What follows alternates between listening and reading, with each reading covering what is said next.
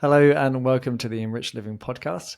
I'm really excited today to have Amanda Winwood on, and I'm going to allow her to tell you a little bit about her story. But as we talk about things on this podcast, we really want to explore beneath the curtain or behind the curtain in regards to how businesses are working and functioning in these times of complexity, and how businesses are thriving and being able to gracefully navigate the adversities that we experience inside and outside of the business. So I'm really excited to have Amanda on today, and she's just a wonderful human being, but I'm very biased.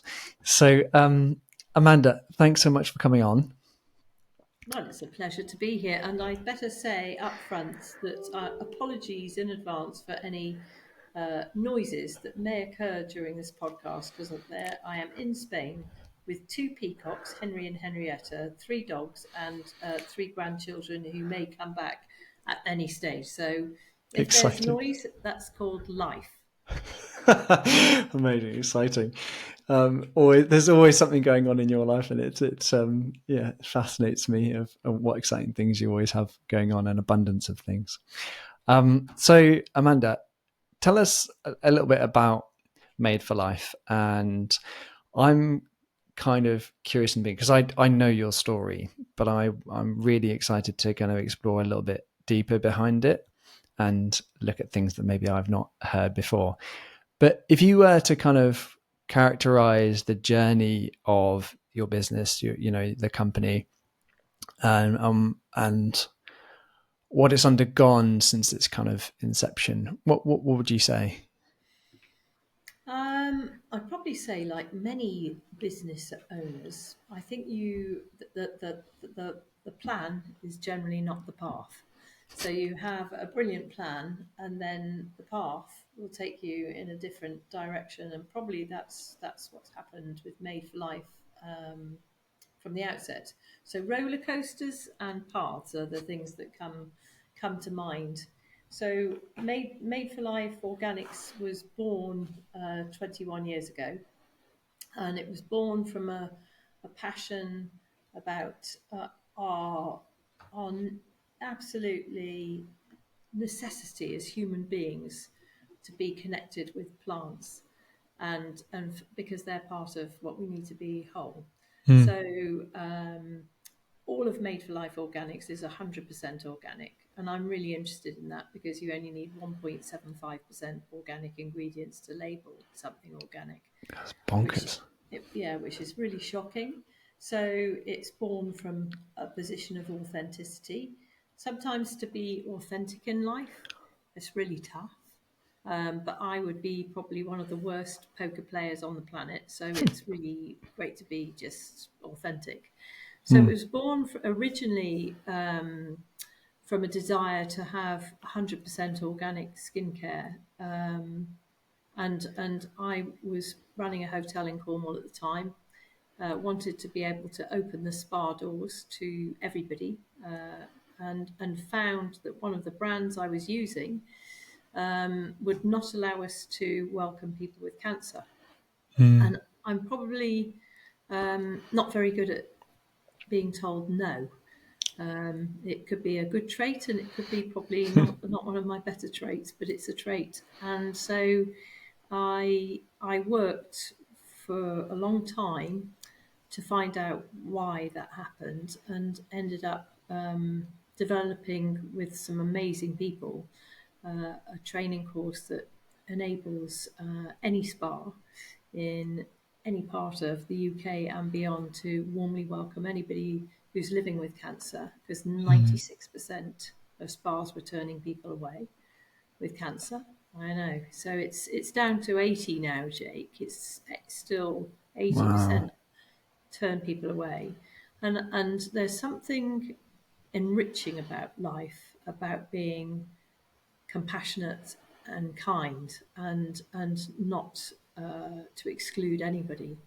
So so so the plan was to have this amazing organic skincare business, make it grow huge, probably make quite a bit of money, pay Hmm. university fees and all of that kind of thing. And actually it went phew, and my heart took me on a different path as well, which was to join up the dots a bit probably, and to go, okay, well this is lovely, but if there's a mission in life of what do you want at the end of your days, is Mm. it to be minted or mint?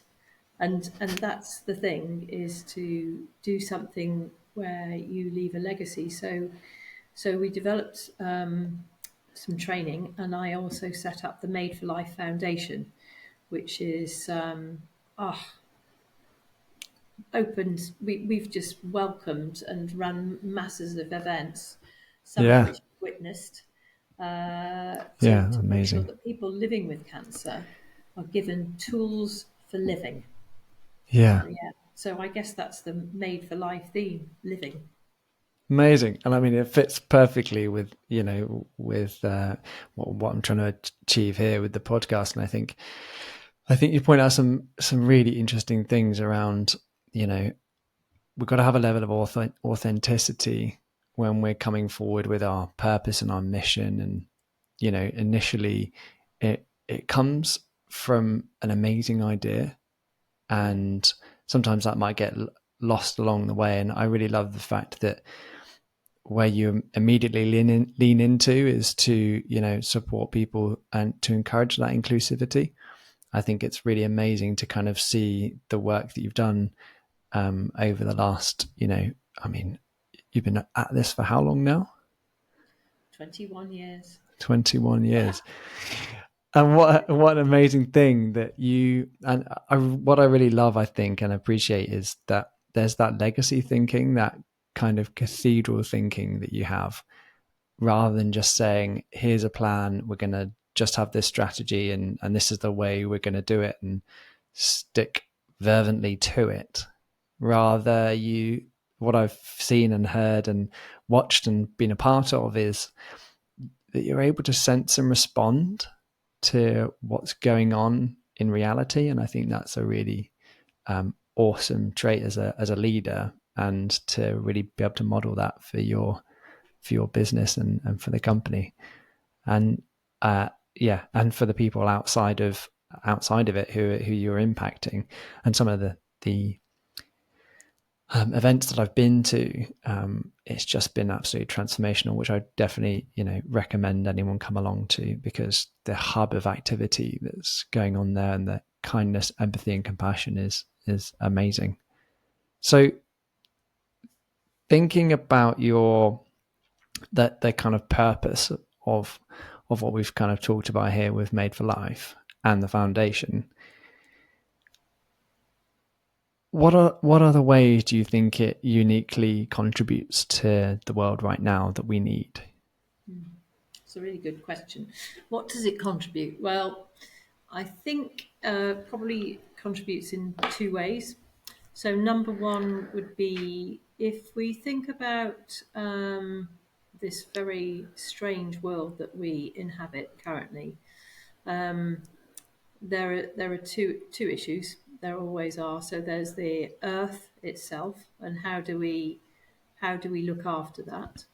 So I'm passionate about it, and let's be clear, it can survive without us. So, we need to be respectful and mindful of the earth. So I Mm. think Made for Life, the hub of what we do, is very earth centered. It's we're very respectful. We pay homage to the plants and the flowers that we use within our range of products, and also the sense and the connection when you breathe something in, and there's a deep, profound connection with nature. You walk into a garden, and for me, that's what Made for Life Organics is about. It's about having the beauty of a garden, and then just being able to smell it, and then touch is important too. So there's something Mm. about connecting with the earth and herbs and flowers that I am passionate about.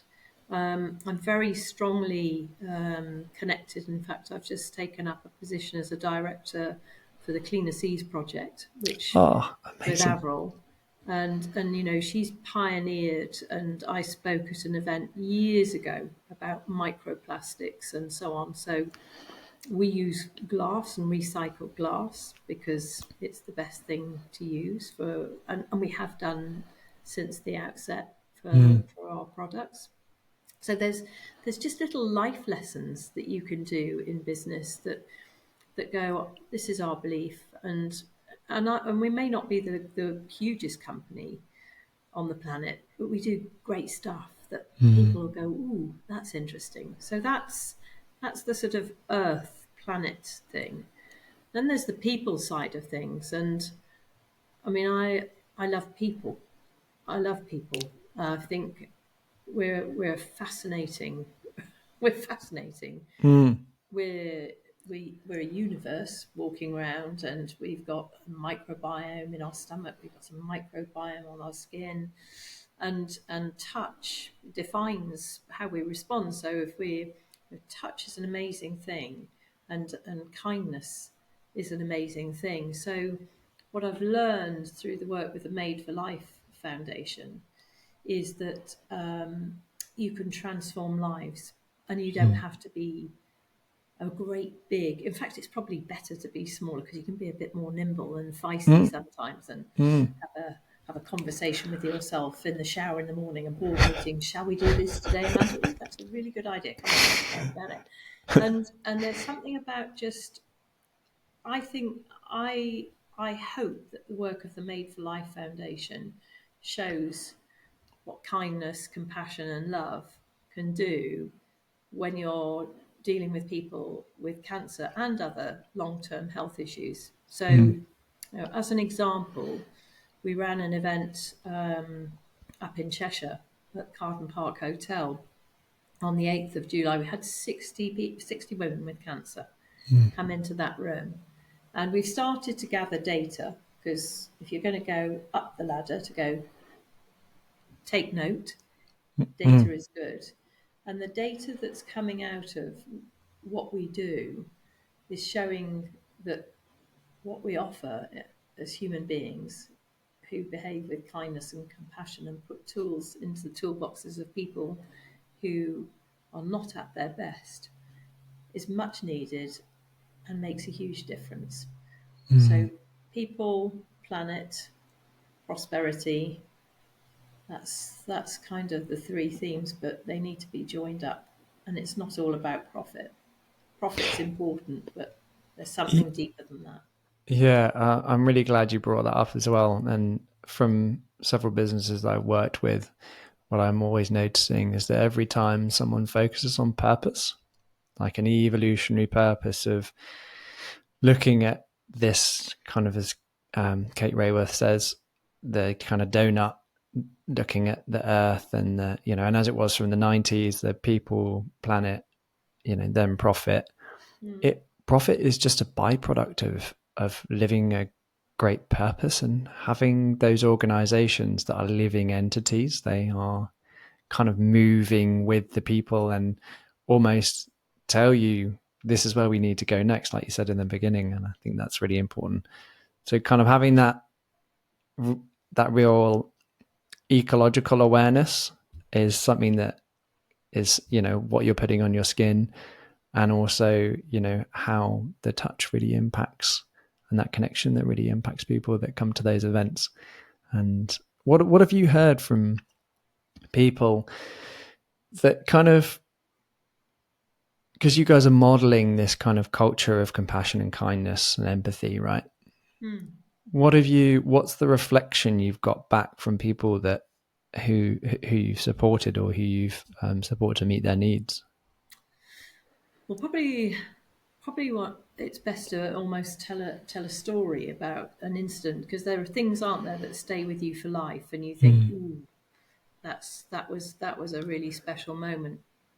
And I remember doing some training some time ago with some awesome people, and we'd gone into a spa, and actually you get all sorts of people. So we were training the spa therapists to be able to welcome people with cancer, and it was day 3. And on day 3, what we do is we always get people who are living with cancer, whatever stage, whether it's curative, palliative, or whatever, to come in Mm. and have it's called hand on heart treatment. This was an interesting one, Jake, because there were younger women there. There were three youngish women there, and they were sitting in the waiting room. And one had clearly been through chemo relatively recently, so she'd got her fluffy duckling hair just coming back. Hadn't got her eyebrows back, but was beautifully made up. And she and the other two ladies who she was with were having a great conversation. But she came in and she had this treatment, and I went in at the end of the treatment and said, it's touches again. So I put my hand on her shoulder and I said, "And how are you feeling?" And whew, and she said, "I feel like a goddess. I feel Wow. like a goddess." And I went, "Woo, that's big." And she said, "No one has touched me in that way that made me feel like a woman again, and actually something even more than the touch, but also the kindness shown by those therapists." And you know what? She was only in her 30s. She'd got two young children. She'd had ovarian cancer, and I think when you go through something like that, fear is an inherent part of that, and so relationships become tricky as well, because I often there are two people. When somebody has cancer, there's never one person. There are lots of people. And the partner and the relationship with the partner is an issue.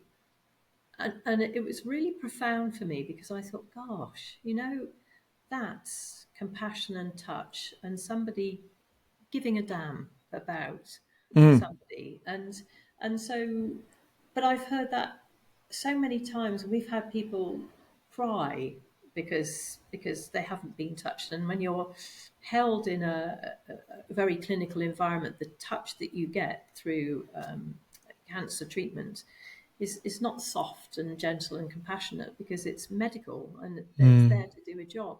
So the joining the dots up is very much about going, ooh, just catch the breath and breathe something beautiful, and enjoy just somebody gently caring for you. So, but it happens all the time, Jake. So I've had women, and I'll give you another example, because we ran this event on the 8th of July, and and there's this lady, Louise, who came to the first event just after COVID. She'd not left her house for 2 years because her immune was compromised. She Wow. was absolutely in fear when she arrived at this event that we ran. Sure. And she arrived at this event and she went, "Amanda." And I had the biggest hug from her. And she said, "You and your team changed my life. Wow. Changed my life. I went for a walk for the first time in 2 years Wow. after I'd been to your event. I've brought my daughters with me to these events." And so there are things that, money is important, because we all need to have money to do stuff. But you know what? There are moments that are pure gold. Mm. Those are pure gold moments, if that makes sense. What some amazing stories. And I think you're totally right. How we connect and impact other people's lives, like Louise, is priceless, right? That's the gold, as you call it there. Yeah. And it's really, it's so heartening. I'm just kind of processing the stories and as you kind of talk about it. And I think when we are with people, I think there is an inherent thing to want to connect, because we're really social people, aren't we?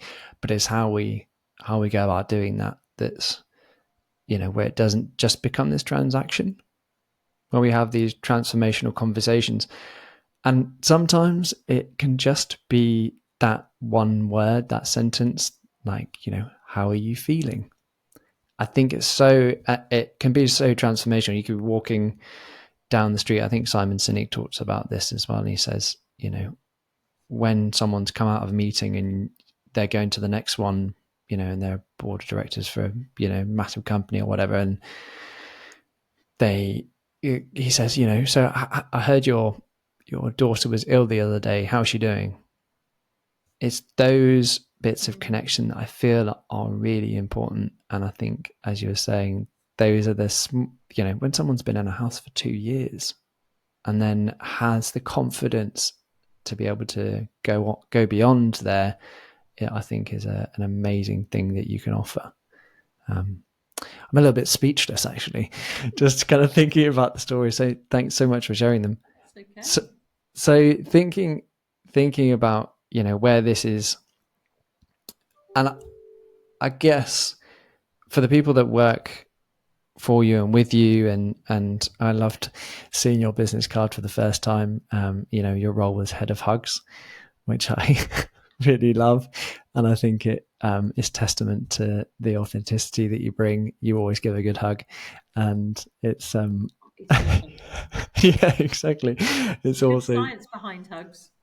I've read a few things, and I think it's really important that touch is incorporated into life. And I think what was there? I think there was a bit of a study around a 20-second hug can increase. You probably know the stats Yeah, better than I it's. do. I mean, a 20-second hug is will absolutely reduce your cholesterol, raises your oxytocin levels, and if you think about it, it's they've done all sorts of research. So, in a loving relationship, the skin to skin and that moment, it's a massive, powerful connection. And Hmm. so, yes, but hugs improve your health. Hugs for health. That's it should be available on the NHS. Yeah, Be a really good thing. I don't know how they'll get through that through logistics and legals, but yeah.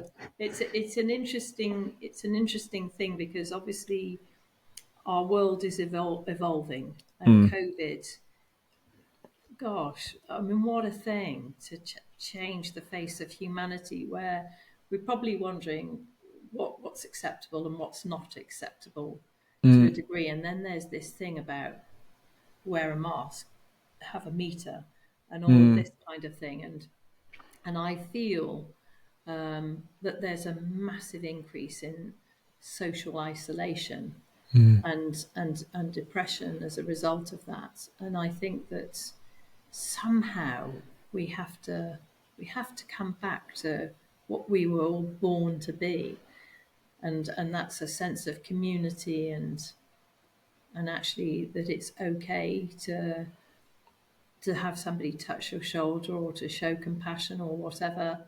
and Hmm. and and the whole COVID thing was a very, very strange time, and I think that there's still ripples of that Yeah. going on.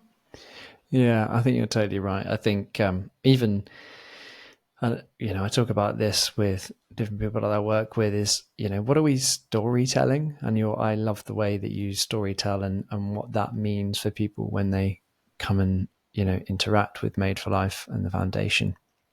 And I think it's really important. They had that thing that said you need to social distance, but actually what they really were saying is we need physical distance. Mm. It's not that we need to distance ourselves from being social. So I think isn't it interesting to think about the narratives and the language that we're using?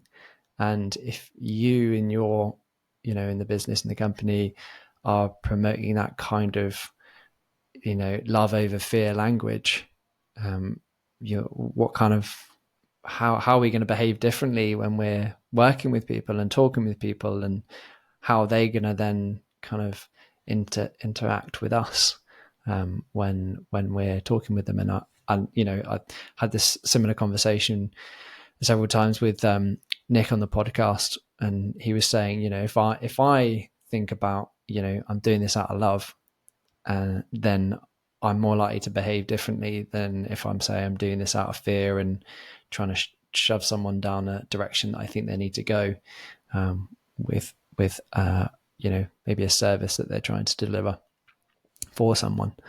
So I think it's a really important thing when you talk about the language that you're using and how the environment definitely impacts how we come together as a hive of people. Um, talking about that, what do you think are some kind of critical? Could you share some maybe critical conditions that have like facilitated the kind of emergence of how you guys work together? Because I'm really curious about how you guys in your it within Made for Life and the foundation, how you operate and how you interact with each other. What are some critical things that are there that have facilitated the emergence of that? Ooh, that's a really good question. It comes at a time where we've had a pretty transformative time within Made for Life Organics itself and almost completely restructured how we work. Mm, Um, and and and that came from a position of we all make life choices about how we want to work and how we want to operate and I think what I found is that the best thing is we have a set of values within the business which have been there right from the outset. Honestly, that we just sat as a team and we decided, and it was an original team, and we were out at Gear Farm. We had lovely Lucy Jewson and the team from Frugi in the barn next door to us. mm, But we had the values in the business centre on honesty, respect, passion, innovation, support. So that allows you, in a way, Jake, to have a framework for really honest conversations, as you've heard. So, as you've met Jamie Edwards, the art of the honest conversation is, I don't think that happens sometimes often enough in business. And mm, I think that we're often possibly so busy trying to do the right thing and be nice, maybe is the word, mm, to everybody, that it lets you down. And sometimes what you have to do is you just have to focus on what is the essence of of my brand and my business, and am I living that brand, and are the people that I'm working with living that brand and those brand values? And things, we're a small business, so, and things get tough, and it's not easy for everybody. I'm probably pretty resilient. My life has been taught me great resilience. My life has taught me mm, great resilience. So maybe I'm a tough old boot, possibly, but I'm resilient. And sometimes I think you have to have really honest conversations. So what happens in terms of managing the team? I don't think we manage the team. I hope that we empower the team. The feedback we get is that they feel they're empowered to make suggestions, that they feel they can speak openly, they feel supported by us. And, Jeff and I, as directors, nobody's perfect in life. Nobody's perfect, and no. it's absolutely a legal requirement to make mistakes for anybody. It should be in the rule book. It's allowed to make mistakes. Just don't keep making them. But if you've made a Yeah. mistake, my no, it's I need to say sorry. If I've got something wrong, I will say I'm sorry. I'm sorry that you feel this way, or I'm sorry that I did that. So sorry as a leader is a very powerful thing to acknowledge that you may be strong and you may be leading, but you're vulnerable. So I think having the ability to show vulnerability as a leader is actually, it sounds like a contradiction, but it's actually quite a strong thing to Mm, do. And I think that's possibly, in terms of actually both the Made for Life Organics, but also the Made for Life Foundation, the board of trustees are amazing. We've got a really interesting crew of people. What centres us all? We all are passionate about the same thing, about the goals and aims for the Made for Life Foundation. So it's great to have good conversations and not always agree mm, with other people necessarily, but to do it in a respectful way. I don't. mm, It's one of my least favourite things is disrespect. I mm, think it's an essential fundamental thing to have respect for people and to listen and not wait to sort of go in and say your piece. Listening is, I've found that's more and more useful, and I don't think lots of people really listen. Yeah, so true. And I really love the way you were saying, how well this interlinks is, different people are really clear on the shared purpose. But in order to do that, there has to be a set of values or some behaviors that sit within how that, because we've seen it 1,000 times where people will write stuff on the wall and it's like, these are our values and woo. But what does that really mean in how we behave, right? And you just talked about listening and active listening, and it's not listening to respond, it's listening to process what someone else is saying, and to be on the same understanding, to have a mutual understanding of where they are, where you are, so you can come together and have, create something better. In order to do that, you've got to have those honest conversations around expectations and accountabilities and all of these areas where, okay, so you're going to help me, and I'm going to help you, and I'm also going to be really authentic here and say I'm a flawed human being that makes errors. I'm going to be as conscious as I can, and if I'm not, then I need to, one, be called up on it, and two, take accountability for it and say, what am I? How am I not going to repeat this pattern again? And Yeah, move yeah. beyond it. So I think it's really, when you kind of talk about it and talk about having those values and being able to show that you're really listening and giving space. So so much of what you've said that is some really core factors of creating that really amazing culture where people can kind of feel safe to be able, psychologically safe, not just physically safe, psychologically safe to be able to speak up, to add into the gorgeous melting pot of where you guys are moving forward.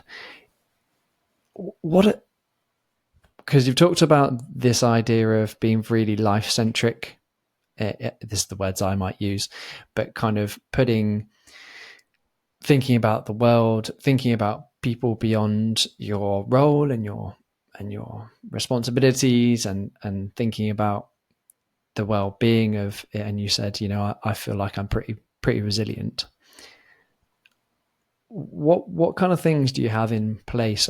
Nick talked about it in the podcast, having they do a 9-day week, so they have like a day off. So kind of thinking about how resilience and well-being and this inclusive culture um, emerges. What are the kind of processes or policies or kind of practices that you in Made for Life that have emerged for you guys that you put into place? Um, well, number one is early finishes on a Friday, and also flexibility. So if people want to accrue hours and take a whole Friday off, that's cool. It's an interesting thing, isn't it? Because the traditional model was Monday to Friday, blah blah blah, and you do all of that kind of thing, and actually, it's not the right model in many respects. It's what does somebody achieve within a week. So we're very supportive of people going, I'd like to finish early on Friday. So it's something that we embraced very early on. Um, we were very keen on supporting people with personal growth and development within the business too. So it's something we really actively encourage. So, for example, Nick, who's recently joined and is doing an awesome job in the lab, and he's you know meant to have a 3 month probationary, and he and Mm-hmm. Francesca, we just went, you know what, you're Yeah. awesome. Have a bit more money, and here's you're through. So let's not worry about it. So I think there's something about being able to do that and not do all the typical HR things, which I understand in a bigger business maybe you have to do, but I don't have to do that really. I can just go, I think you're awesome. You're through. Thank you very much.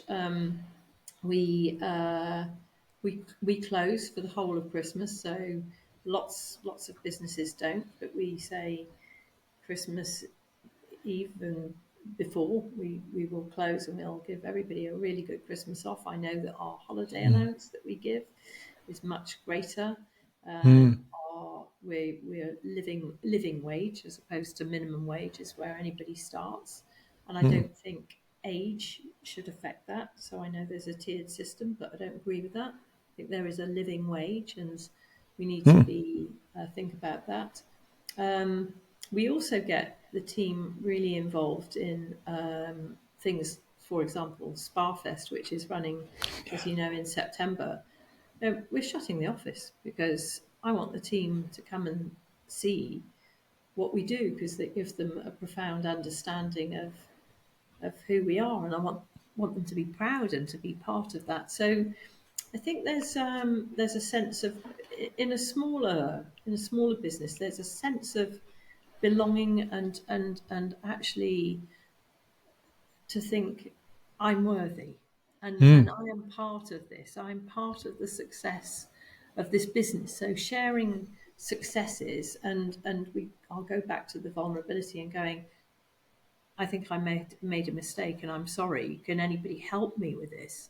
Mm. Has anybody got any ideas on this? Is pretty powerful. And what you're looking for then is somebody to reciprocate in a positive way. I'm kind of done with, I call them mood hoovers.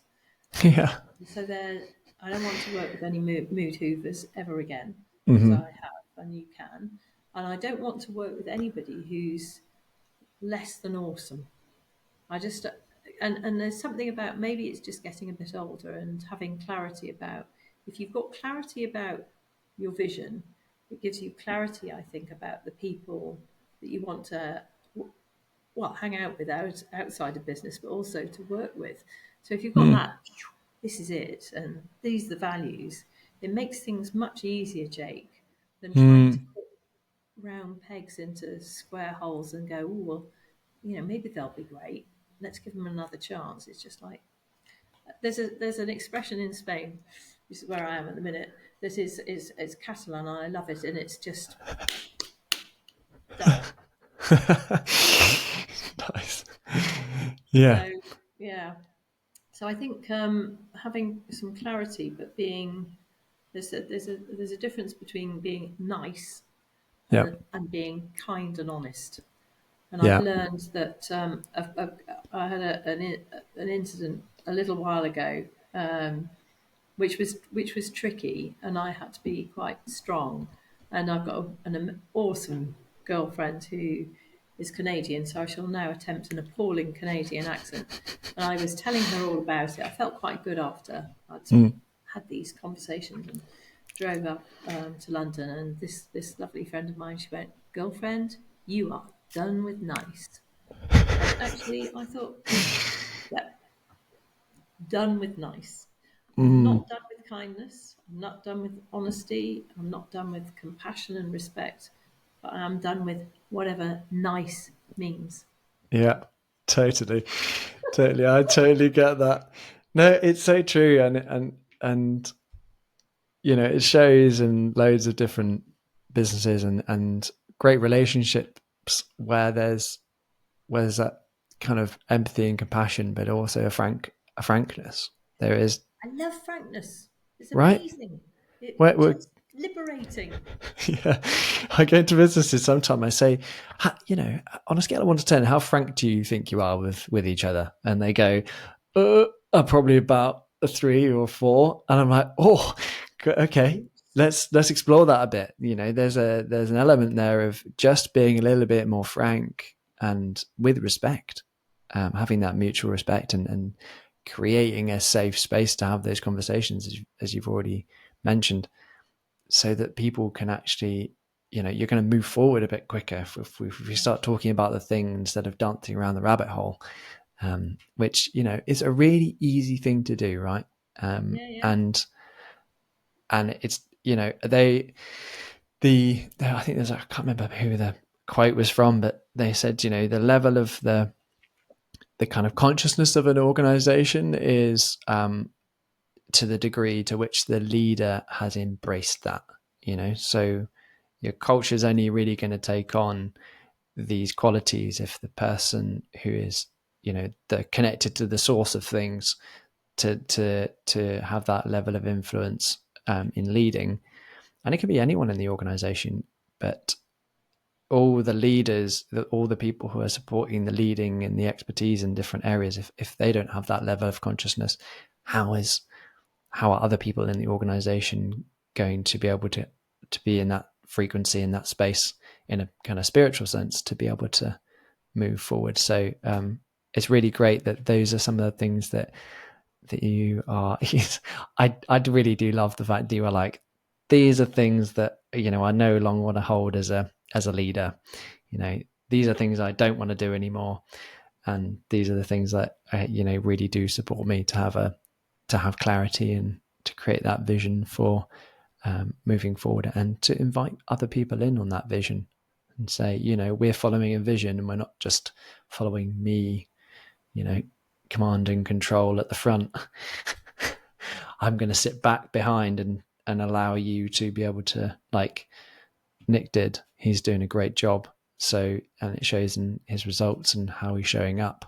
So it's easy to not have to have those formalized processes in place. There's a level of organic, emergent, experimental things that can happen depending on your size of business that fits the business. And I think that's really important that you've pulled right into that. You've gone, these things right now are really working for us. Let's really lean into them. And how can we do that? How can we do that a bit more? So going a little bit more into kind of, I guess because we are living in times where it's becoming a little bit more complex, and we need to be able to hold those those different parts of the system, how this interacts with this, because with the Made for Life Foundation, you're interacting with the NHS and bigger systems and other things like that. When you kind of are navigating kind of tensions that are going on in the company, because they come up in everyone's company, and you're kind of navigating kind of purpose and profitability and sustainability, what do you notice arises when tensions come up, and how do you deal with them? It's a really good question. How do you deal with tensions? Well, so I can give an example again recently, because we're on a fairly big drive to we've got a D2C. So we're growing that, and a guy called Tom's done some amazing work on our website for us. And then we've got obviously our B2B, where we've got a lot of spas and all of that kind of thing. Yeah. So there are two conversations that spring to mind, and I think sometimes it's great to start a conversation with I'm sorry. I'm sorry that we're going to have probably not the easiest of conversations. So there's something about softening that allows you almost to go. And sometimes I'll joke and I'll say, look, because Jeff is gentleman Jeff. He's amazing. My hubster stroke co-director, and I'm probably more direct. So I go, well, I'm sorry, we're going to have this conversation because we need to talk about commercials, because this is important, or we've got to talk about X and we didn't do that. And I go, so I'm sorry, I'm being the bad cop. I'm sorry, I'm the bad cop here. Forgive me, but this is what I need to do. And I found that works just really well. Just start with sorry, we've got to have this conversation, but here we go. Because how do you argue with an I'm sorry, we're having this conversation? It makes it not launching in of going, we need to have a conversation because it's a different way of approaching it and going, I'm sorry we've got to have this conversation, but Yeah. I've got to do it because this is because I have to, because I'm leading this business, and it's just, it's an acknowledgement that difficult conversations are not easy for anybody, including the person who's Mm. got to do it. It's not Mm. easy to be leading a business, but it does bring you back to the authenticity, and there's something just about being a little bit humble and going, business is tough. I don't like doing this, but here I am, being Mm. honest with you, and I've found that it works, and I've used it actually because I don't know, but one of the things as a small business are people who are shonky payers. You Shonky payers. shonky payers. They're on my list of people I don't want to work with. So there's people who you deliver whatever you deliver, and then they don't pay you, and Yeah. so or they want to negotiate on terms and go, well, my Mm. terms are 60 days, and it's been very liberating to go, well, that's very nice, but my payment terms 30 days. Mm. So, so good luck, and I wish you well. But if you'd like to do business with us, our payment terms are 30 days, and we need that, and I need that commitment from you, because we're a small business, and I'm running the business, and I'm not the charity here. I'm not here. I'm here to do business with you. So I provide you with the service, and you need to respectfully pay me on time. And it's quite interesting, that whole dynamic too. So and I've started a number of those conversations with that. I'm really sorry I've had to get in touch with you, but you've just won our worst payer award. I actually wrote somebody an email only about 3 weeks ago, and Mm. got an instant response and was paid within 3 days. Wow. Yeah, I think from what what you're saying there, I think it's really important. Is it's really easy to have those conversations when you're dealing with the facts, right? yeah. And what I'm also hearing is the fact that you have a bigger thing in mind. Fear isn't getting in the way of, ooh, maybe we've provided this and da da da da, and but actually to be abundant. To, if you're thinking about turning on the tap of a bath, if I'm kind of constantly letting the plug out, I'm not really going to fill the bath up, right? And I kind of want to keep, in terms of that stock in the system, resource, energy, money. I want to keep that at a steady level so that we can continue to build and grow. I don't want to be having to go to, boom and bust every day. But I think what you're saying is really important about, we've got to lay down the facts here, but we've also got to have and prime people for these conversations and saying, I'm going to have this conversation and it's about this because the consequences are this. And I think it's really important not to be afraid of that and say, look, the natural consequences of you not paying on time is that it affects us here and here and here and here. Mm. And then it doesn't allow us to provide the service that we've provided to you and to other people. And we're on a mission. We have this purpose to provide an amazing service to people. So I think it's, having those skills as a leader, I think those competencies are absolutely key to support those expectations around contracting and expectations with people. Yeah, amazing. And as a collective, as kind of giving people that those skills you talked about, like continuous learning. How do you support people who you see have got that passion for leadership and or even just growing themselves? That's a really good question too. I mean, I'll give you an example. Yeah. So we made a decision to have a general manager come into Made for Life because Jeff and I took off across Spain on a motorbike, one of his passions, and Gorgeous. ended up buying a 12th century Masia in the heart of Spain. So I split my time between here and there. So I need somebody who is amazing to lead, who gets all the value. So number one is be really careful with the interview process. And I go back to my thing is I don't want anything less than awesome. Mm-hmm. And there is that thing, Jake. I think there is you know within 7 seconds of meeting somebody or talking to somebody that it's that thing, it's Mm. that gut instinct. Um, so I am getting to the point here, but I interviewed. I when we were looking, my background's hotel and catering, and I know the hours and the effort and the energy and the people contact that goes into that. So when we advertised for the general manager, it was very much centred on I wanted people with that hospitality background, and there were Mm. some fantastic people that we interviewed, some exceptional interviews. But Francesca, who is our GM,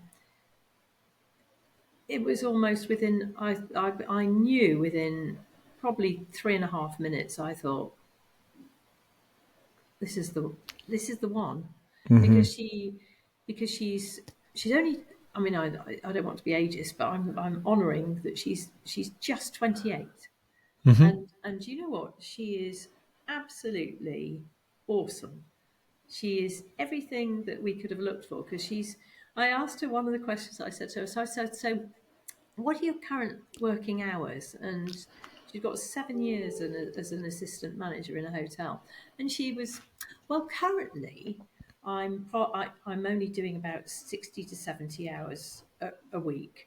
Because Wow. at the moment the hotel's been closed, so I'm doing housekeeping and stuff. And I just thought, Good Lord. so what? And it was just the way she delivered it, and you know what, she's constantly delivered. So, and I've been in I think the way you encourage somebody to become a leader in their own right is by modelling Mm. what you give them permission to do. So people know my emails, and I blind copy people in to see, so they can see what I've Mm. said to people in terms of payment, and you need to pay because it's respectful. And you know, I've seen a couple of emails that Francesca's sent out, and I just think amazing. And Nice. actually, she's got it all anyhow. But I think in in the space that she is, what she has said is, it's lovely to be acknowledged and thanked, and Mm. thank you is priceless. It doesn't cost you anything, but it's priceless. So it's priceless in both senses, and just and when somebody's doing their best, but maybe it's slightly the wrong direction. It's just going back to that honest conversation saying, it was an awesome idea, but maybe we just need to think about X, Y, and Z. So, what we've learned, and we're always learning, so this is to the learning point, is if you have clarity about your goal, then every project that you do within your business has to fit with that goal. And then if you say to people, this is your project, Mm. let's talk about the parameters and the why, and then make it your own. So this is your project. For example, let's say what's happening, our Christmas gifting is a project. Tell me what works, give us the why, and you know, the response is amazing because people want to feel good. So if you allow that to happen and give the space to do that, and then go, thank you. It's Mm. not complicated. It's not complicated, really, at all. Yeah. It sounds, and I think some core things that you picked up there is you're always constantly learning, but you're modeling along the way about how, you know, there's a kind of almost like a certain set of kind of competencies that people need. They're not like techniques or things, but it's just a way of being, and a way of, and that really then supports you to behave in a different way because you're really pulling those qualities to the forefront of how you lead. And it sounds like in the interview that she was very driven, but also had a lot of humility, right? She was doing the assistant manager role, but she's also doing housekeeping and other things like that. Mm. So there's so much in there from, I can imagine, where you were like, yep, I totally get where you're at. When time is tough, some other businesses that colleagues have worked with, they've created volunteer teams and they've got stuff done on a Sunday. It's not this regular 60, 70-hour Mm. week, but it's like looking at, how do we fall away and come together to meet projects that fit the purpose that and the values that you're moving towards, the goals that you want. Do our projects really fit with those? And having that level of awareness is such a key skill for a leader, not to just drive a project forward or to just scattergun it and not have that kind of cohesive hive mind where a lot of people can, you can swap and exchange and give advice and really kind of unpick stuff so that you can then do it in a more autonomous way. And I think that speaks really loudly of your leadership as well around how do we support people in the organization to have autonomy. You're doing that outside, the people in the business are then supporting people outside to have more autonomy. Once if they're feeling that they're trapped in the house for 2 years, they are modeling a level of care and compassion that then supports someone to really access their own resourcefulness. Really gets them to tap into their own autonomy and agency. And I think it's a trait that needs to be modeled a bit more. How do we encourage and support people to have the power to make decisions? I think that is something that's really important within our culture, because otherwise we just become a load of parents at the top of a business, right? And And you just nailed it there, because actually, Jeff and I, when we had the conversation about what do we really need this team to be, is is I said I don't want to be a parent. I don't want to be a parent.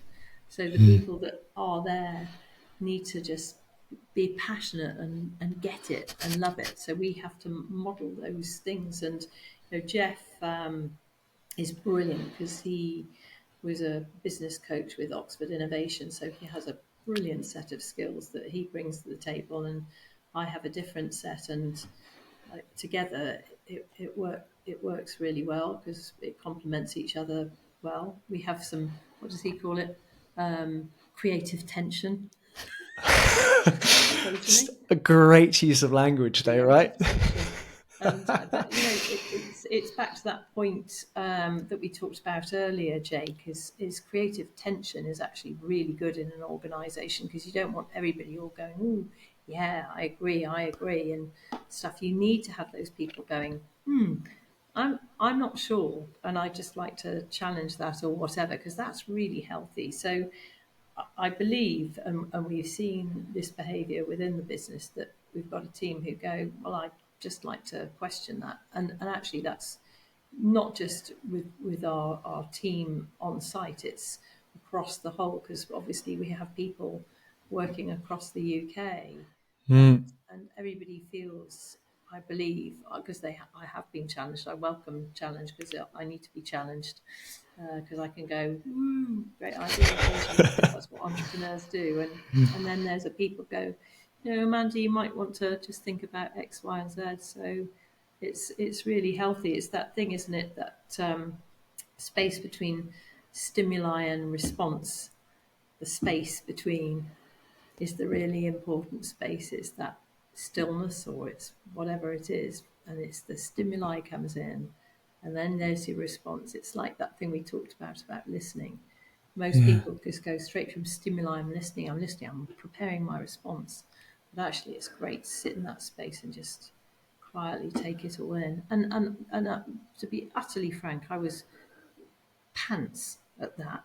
I really was. So it's something that's come with learning and age and experience. But if I was writing a letter to my younger self, I'd say spend more time in that space between stimuli and response, and listen. Yeah, amazing. Yeah, yeah, it's really interesting that you say that, and I think it you say it comes with age and wisdom, and I think there is an innate part of us, and you've obviously tapped into it, where you tap into what do they say, like a kind of a space for grace, you know, gives that Space for grace. a space for grace, yeah, because it gives you that real opportunity to have a level of objectivity on yourself, on the situation, on the context, on who's involved and the relationship with that. And I think you've talked about it pulled out some absolute gold today, which I think I won't know which bit to talk about, but yeah, being able to really tap into those core skills of how you want to be. One of my old mentors used to say, "Who you are is how you coach." Ooh, So that's good. there's a real element of who I am really supports me to be the leader I want to be. So how I lead is who I am is how I lead, and there's a real element of what part of me am I bringing forward, what behaviors am I bringing forward, and there's really amazing things that you've spoken about in regards to creating that space for everything to happen in, that challenge, the ideas. And I think space is a really good way of giving that an opportunity. Um, And what I've seen with you in the times we've met is because it's interesting, because there's a perception of how men should be, and I think the dialogue around that is really good. But I think what's wonderful about you is you are a gentle man, and actually coaching from a position of gentleness is what makes you different, Jake. well, thank you for that, Amanda. I appreciate the kind compliments. So I think to finish off, what's the kind of vision going forward then for for you and for what you want for Made for Life? Just just to put that out in the universe, because I think it's really important for people to hear, and what would that mean?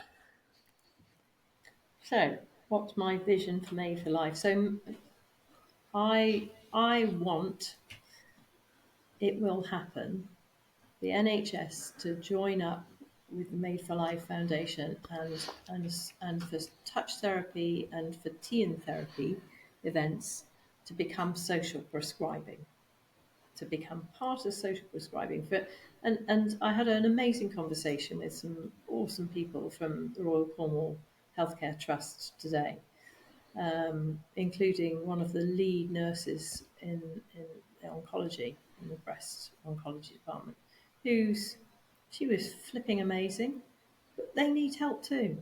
So Mm. I want to see the landscape of the NHS and the thousands of therapists that are out there that are involved in well-being come together, come together to make people, to focus on wellness, not illness. So that's my Mm. vision. I'm not stopping until that 80% of spas is 80% of spas saying no becomes 80% minimum saying come on in, you are welcome.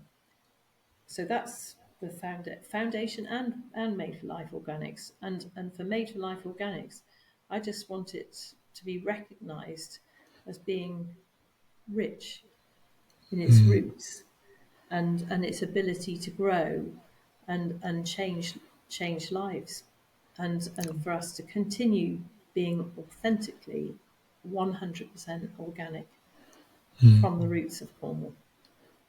Amazing. What a way to end the podcast. I just want to say thank you so much for your time, and really I hope that the listeners have taken some real insight from today, and just the evolving and emerging stuff that happens within businesses, and the deliberate choices that you've made, and I see in other businesses who are thriving and living a really evolutionary purpose. I think it's really supportive, just to kind of just touch base with that, because every business is different and there's no one size fits all. But there are some absolute nuggets of gold that you brought today that I hope people have gained some insights and gone away. So thank you, and we'll Yeah, catch up my soon. pleasure. Yeah, And definitely. And if anybody who's listening has got any questions or wants to connect, we're at the Health and Wellbeing Innovation Centre in Truro. Open door, get in touch, and I'll see you at Sparfest. yeah, amazing. Looking forward to it. And if you want to follow any of the Made for Life stuff, they're on LinkedIn. They are on Instagram. You on Instagram as Instagram, well? Facebook, Facebook, and or we're now on TikTok. oh my goodness, I'm gonna have to. It's tempting to want to download the app now and see what's going to happen over there. But yeah, you can go and follow Made for Life on all the different social platforms, and I'll put them in the show notes below. Thanks again for listening, and catch you on the next podcast. Thanks, Jake.